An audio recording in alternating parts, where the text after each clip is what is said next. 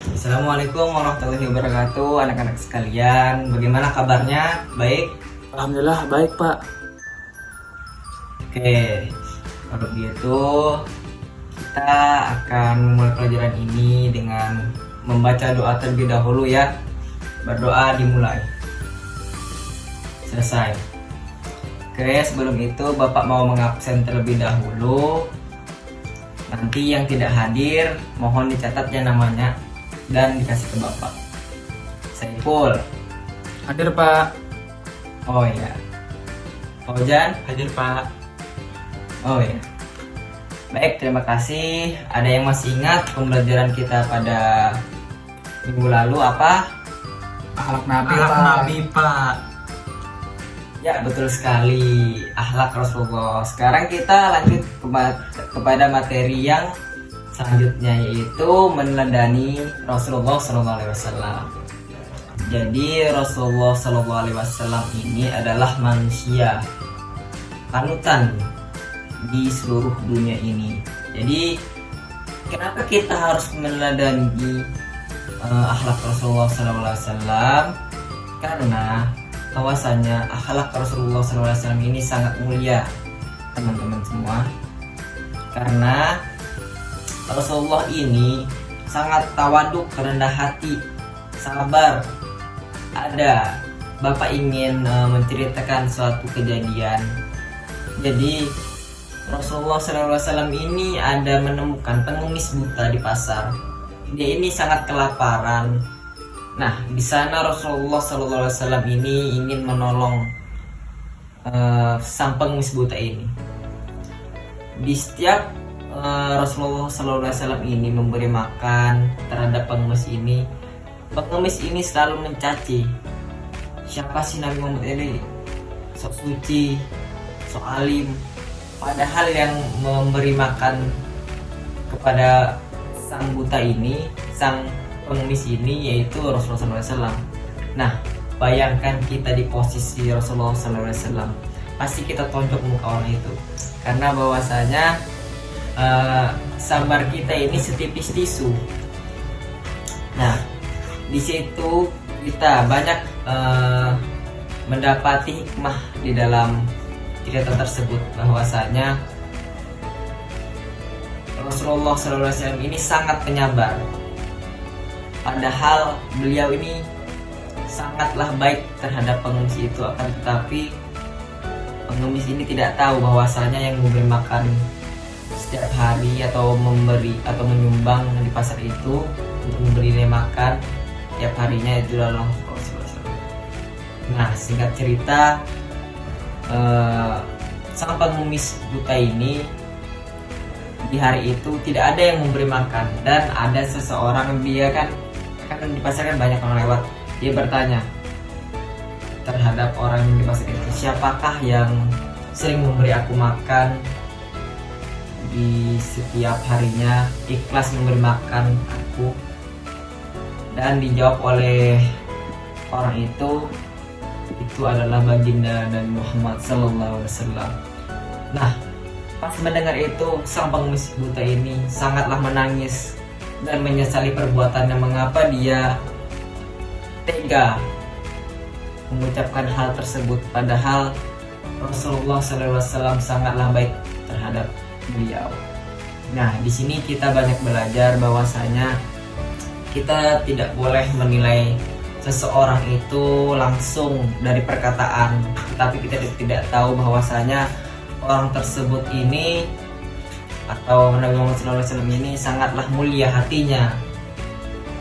Nah, di situ itu satu contoh kisah. Oke, jadi Bapak ada cerita lain adik-adik semua. Jadi Rasulullah SAW oleh sahabat beliau, kedatangan tamu, dan beliau ini disodorkan seperti makanan atau buah-buahan, dan beliau memakannya sendiri, tidak berbagi. Sehingga ada salah satu seorang sahabat bertanya kepada beliau, mengapa memakan buah tersebut sendiri?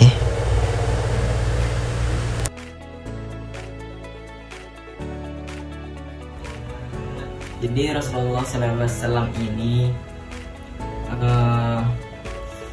menjawab pertanyaan sahabat tersebut bahwasanya makanan tersebut tidak enak, aku tidak enak terhadap tamu itu kalau bahwasanya makanan tersebut itu sudahlah busuk. Jadi aku memakan buah itu sendiri karena takut menyinggung hati seseorang itu. Nah, dari kisah itu kita belajar bahwasanya kita itu harus menjaga sikap kita terhadap orang lain, menjaga hati orang lain, takut tersinggung atau apa. Ini Nabi loh, Nabi itu sudah dijamin surganya Allah Subhanahu wa Ta'ala. Cerita lain juga yang harus kita contoh kepada Nabi Muhammad SAW. Nabi ini kan sudah dijamin oleh Allah Subhanahu wa Ta'ala masuk surga. Tetapi beliau ini masih saja melaksanakan sholat 5 waktu sampai kaki beliau ini bengkak karena sholat malam beliau yang berjam-jam. Sedangkan kita yang berlumur dosa, sholat 5 waktu aja jarang, kadang lambat, kadang alasan apa, yang belum tentu masuk surga atau dijamin. Jadi apa yang kita sombongkan semua. Jadi kita harus mencontoh Nabi Muhammad SAW yang sudah pasti masuk surga saja masih sholat sampai bengkak kaki beliau. Nah, jadi jangan berhenti sholat, sholatlah selama masih hidup. Kita nanti akan tamat sholat ketika kita sudah tidak ada nafas lagi atau menuju kematian. Jadi itu. Jadi sampai di sini ada yang ingin bertanya, adik-adik, Bapak silahkan. Saya Pak mau nanya, bagaimana cara kita menyikapi orang yang suka menghina kita Pak? Ya. Oke, baik. Terima kasih pertanyaan Anak Fauzan. Pertanyaan yang sangat bagus. Jadi kita sangkutkan lagi kepada pembahasan kita tadi, akhlak Rasulullah SAW. Tadi kan akhlak Rasulullah SAW ini sabar menghadapi orang yang mencaci beliau. Jadi kalau kita menemukan teman yang seperti itu, kita baikin sajalah orang tersebut, kita deketin. Kalaupun dia masih berbuat jahat, cukuplah kita doakan. Semoga hati teman kita ini luluh dan semoga teman kita ini berubah. Karena sebaik-baiknya teman ini yaitu saling menasehati, ya anak-anak semua. Oke, jadi sudah paham Nak Fauzan? Oh begitu, sudah Pak. Terima kasih. Oke, jadi materi kita hari ini sudah selesai. Bapak ingin memberikan tugas terlebih dahulu untuk minggu depan di kumpul. Jadi Bapak ingin memberi tugas yaitu sifat-sifat apa aja sih yang perlu dicontoh kepada kehidupan kita sehari-hari. Sifat-sifat Rasulullah tadi yang Bapak sebutkan. Nah, nanti soalnya dikumpul minggu depan, kumpul ke Bapak. Ya.